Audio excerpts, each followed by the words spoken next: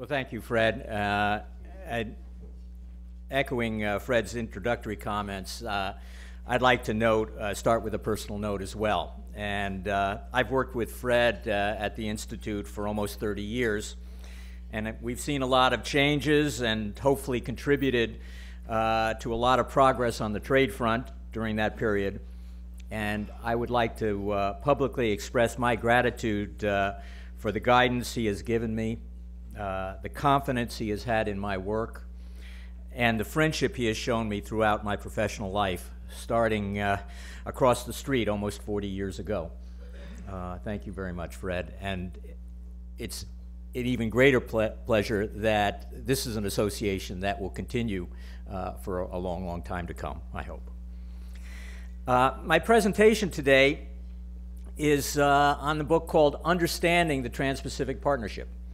And it's really a primer of ongoing negotiations. And why would you say you need a primer? Well, what I've found in my trade talks around the world, talking to government officials, business leaders, academics, is there's a lot of confusion about the nature of the TPP talks. Some of it perhaps evolves from the fact that there really hasn't been comprehensive trade talks for quite some time. The Doha round basically fell apart at the end of 2008, but really hadn't made much progress for years before that. There are a lot of new issues on the negotiating agenda, and that negotiating agenda is very comprehensive, and that is a cause of some confusion. There was confusion about what the negotiators said, that they were all like-minded. So what's the problem? Why does it take you 3 years to negotiate it, Barbara, if everybody's like-minded? Well, like-minded means a little bit something different to everybody. They're all like-minded in wanting to have a state-of-the-art agreement, but a little different on the details. And not every country agrees with every U.S. position. And so there's a little bit of confusion on that end. And there was a mistaken notion that the talks were really only about adding a few new U.S. FTA partners with countries we hadn't already had an agreement about, when it is much, much more important and much more far-reaching than that. And finally, there was confusion about the process itself and the challenge of dealing with the entry of new participants during the course of the negotiations, which I think is unique in FTA negotiating experience, and which has required each country to recalibrate the gives and gets of a progressive deal, of a prospective deal. So there was a lot I thought that would be useful to lay out in what the TPP is and prospects for its future evolution, and so that's the nature of the talk today. I again want to thank my co-authors, my very competent co-authors, Barbara Kochwar and Julia Muir, for preparing this study with me. They would be up here, but they are extremely shy, but extremely competent. Now, the first slide actually has a mistake in it, in the title. It says, "A big deal in the making, question mark." Well, it should be an exclamation mark, because the answer is yes. It's a big deal in the making, because it already involves 11 countries that account for 30% of global GDP. It already involves 11 countries that export $4.4 trillion of goods and services every year, about 20% of global exports. It is a big deal because it is developing a comprehensive new rule book on trade to update the WTO rules and FTAs to take into account many of the new challenges that face the conduct of international commercial relations in the 21st century. And as I noted before, it will involve a substantial upgrading of existing trade pacts. It is not just adding additional trading partners. It is taking agreements that in some cases are 20 years old and upgrading them to reflect the knowledge that negotiators have learned in the conduct of trade negotiations over the past few decades. And finally, it is an important stepping stone to broader Asia-Pacific and multilateral trade accords. Indeed, any negotiation, but particularly the TPP in this context, because of the comprehensive nature of its agenda, is a negotiating laboratory with precedents that also could be soon followed in the transatlantic context, and hopefully could be picked up as well in new WTO initiatives, including the new WTO plurilateral negotiations on services and other issues that hopefully will start up in 2013. Now, just to lay out some of the numbers, this shows basic data on the TPP 11 countries. And it shows a large divergence in size, population, but also in the level of economic development and the nature of economic freedoms in each society, or the role of government intervention. And so the countries are like-minded in terms of wanting a comprehensive deal, but they are not alike in terms of priorities and resistance to specific policy reforms. And I think that's picked up in a bit in the Human Development Index and the Economic Freedom Index that indicate wide divergencies for a few countries. That's useful to keep in mind as we get to the discussion of what is really on the table in the TPP. Now, after 15 rounds of negotiations over the past 3 years, the negotiating table has basically been set, but negotiators now have to decide how big an appetite they have for reciprocal bargains. And I think that's the big challenge that Barbara and her colleagues are now pursuing, started pursuing in Auckland and will pursue in the negotiating rounds during 2013. It will involve trade-offs between desired results on market access and desired results on new rulemaking reforms. And to get a good result, countries big and small will have to change existing policies and practices, and that will require a lot of consultation with legislatures, domestic interest groups, as the real bargaining in the TPP moves forward. Chapter 4 of the book examines all these sticking points, and here are the market access points on liberalization in dairy and sugar and rice. You could put that up at any trade negotiation that the United States is involved in. That'll be a sticking point. But also on tariff and origin rules on textiles, clothing, and footwear. Again, that comes up on almost every negotiation. And the services trade reforms that did not get enough vetting in the WTO, and where the TPP could provide substantial new guidelines and precedents for other regional and multilateral talks. But that's only the start of the sticking points, because that's just the market access. Then we have the rulemaking, and it covers a wide range of issues. And these aren't deal breakers, but they are all areas where different countries have particular and important stakes, and where there will need to be some accommodations, compromises, or new thinking to develop provisions for the TPP agreement. These are all spelled out in more detail in the book, in Chapter 4, and it is not a coincidence that Chapter 4 is the longest chapter of the book. And it spells out that while there has been very extensive progress made over the first 15 rounds, there is still a lot of hard work to do to stitch a final deal together. Now, at the same time, we have seen in recent, certainly in the last few months, an expanding membership countries at the negotiating table. And the question is whether this is a help or a hindrance to completing the TPP. It certainly is further aggravation for the negotiators, who have to now welcome new colleagues in and accommodate another set of negotiating priorities. But from our analysis, the addition of Canada and Mexico should not slow down the talks, but could complicate the endgame trade-offs. And that's normal and expected. And the areas where I think the complications will come in is that Canada and Mexico will probably support a go-slow approach to dairy reform. which may be welcomed among several committees on Capitol Hill, but may complicate doing the final trade-offs in the endgame negotiations. Those countries may also temper the scope of intellectual property provisions, especially with regard to pharmaceuticals and copyright enforcement and on some of the new digital economy issues.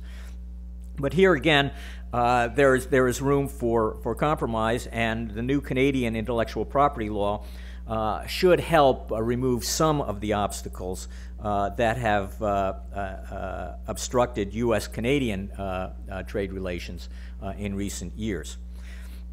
And finally, the U.S. NAFTA partners generally favor a more consultative approach to dispute settlement with regard to labor and the environment. And this is reflected in the NAFTA, which is now has a much less definitive dispute settlement process than the more recent U.S. FTAs. So this is an area where NAFTA upgrading will be particularly important, but where there will be how can one diplomatically say it? There will be differences among the NAFTA partners on how to proceed, and it'll be interesting to see how that works out.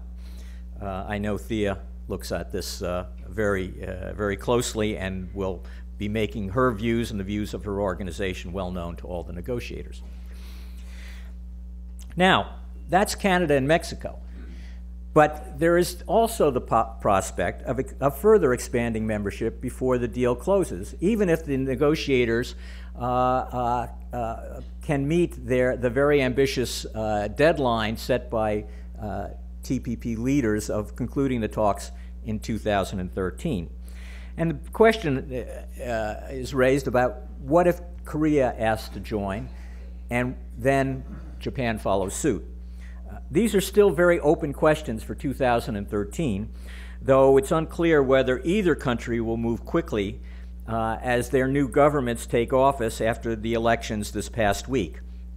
But the election results that have just been seen in Korea indicate that trade policy will probably follow a similar path as the previous government, and so I think the window is still open for Korean consideration of whether they want to participate in the TPP or not.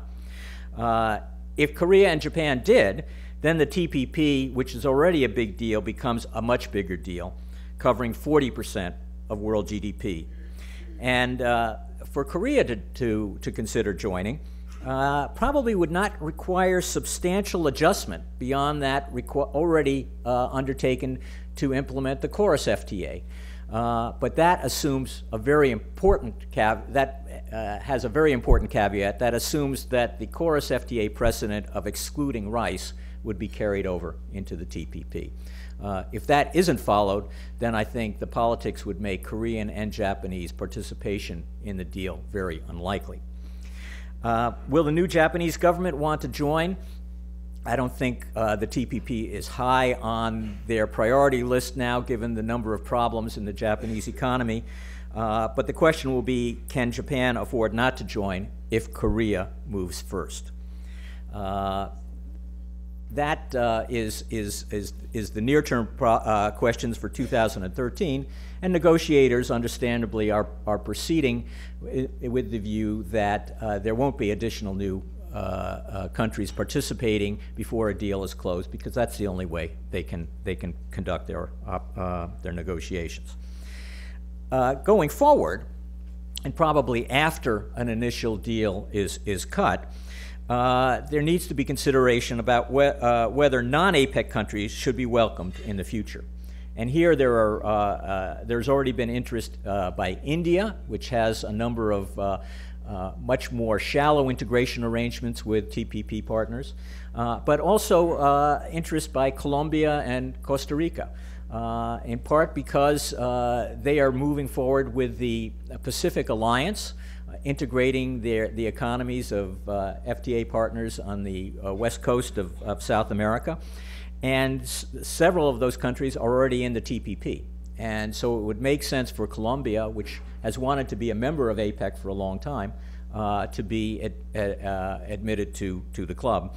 And indeed, I understand that Indonesia this year, as host of the APEC, has at least addressed the issue of expanding APEC membership, which has been frozen for about 15 years or so.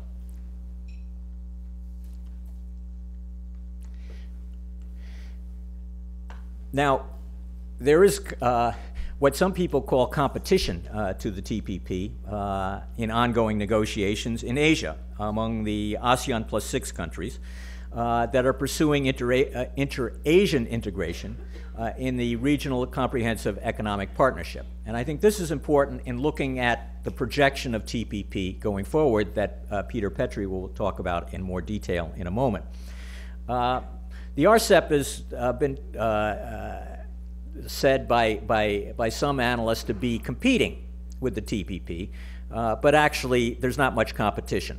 It's just starting. It has a similar agenda and timetable as work on the ASEAN Economic Community, and anyone who has followed the ASEAN Economic Community knows that that work goes very slowly, contains lots of exceptions, and never meets its deadlines. It's almost the Doha round of Asian integration.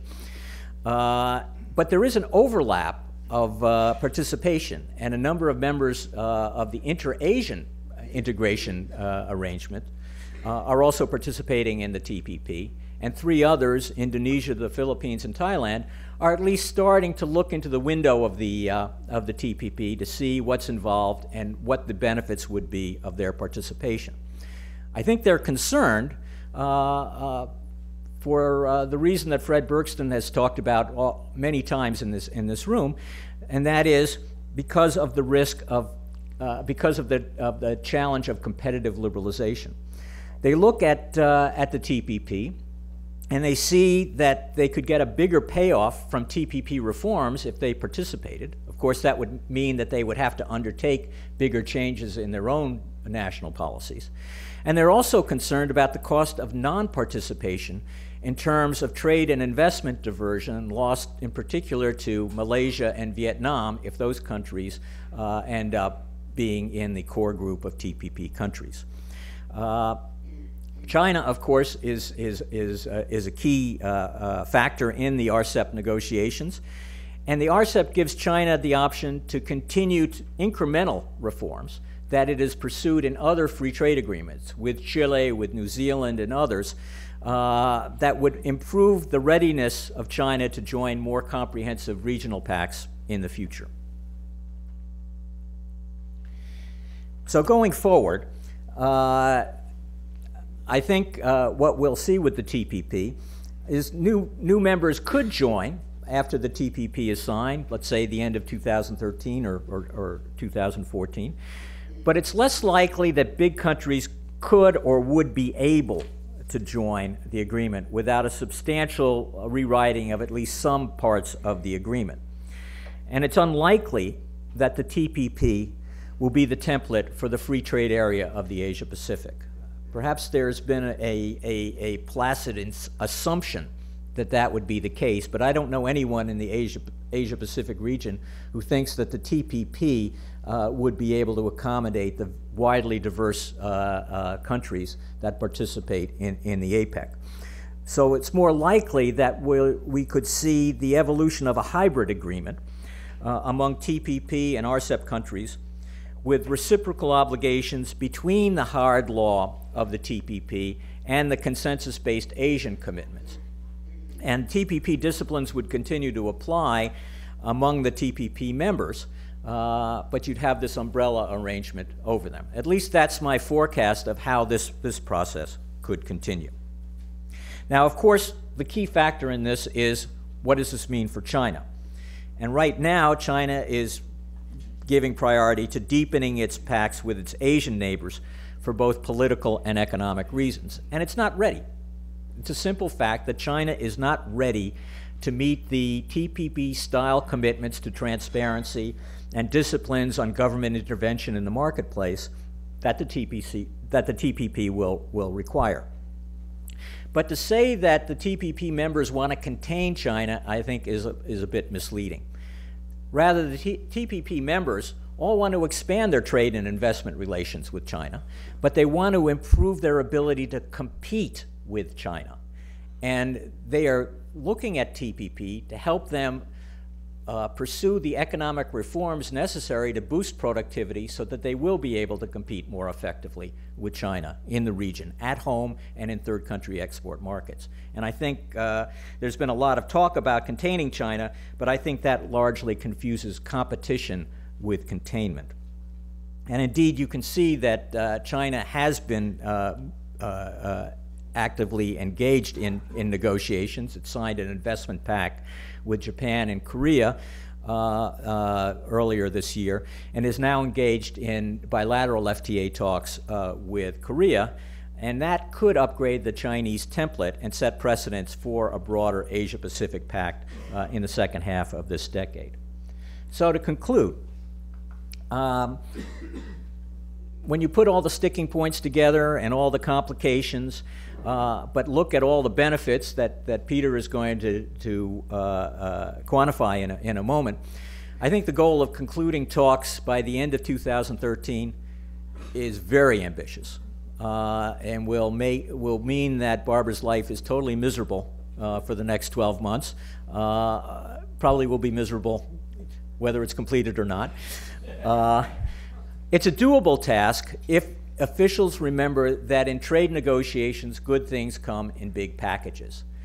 The risk for the TPP negotiators is that they begin taking things off the table and don't provide and dilute the economic benefits that will really make the changes in existing policies worthwhile.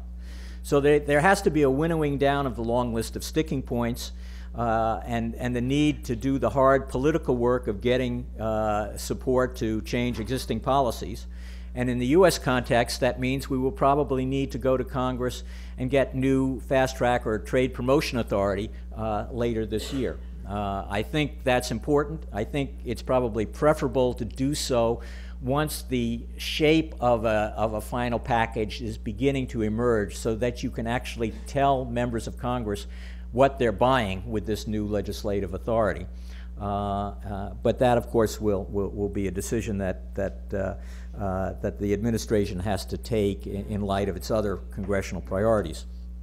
But clearly, the TPP is a big deal in the making, and could lead to even bigger deals over time in the region and in multilateral trade negotiations. And if you look at what's happening in terms of super-regional negotiations in the Asia-Pacific, the possible extension of those types of initiatives to the transatlantic arena, you can begin to see how emerging super-regionalism could be accommodated back in Geneva in broader new multilateral deals and lead to a way to revive the process of multilateral trade negotiations.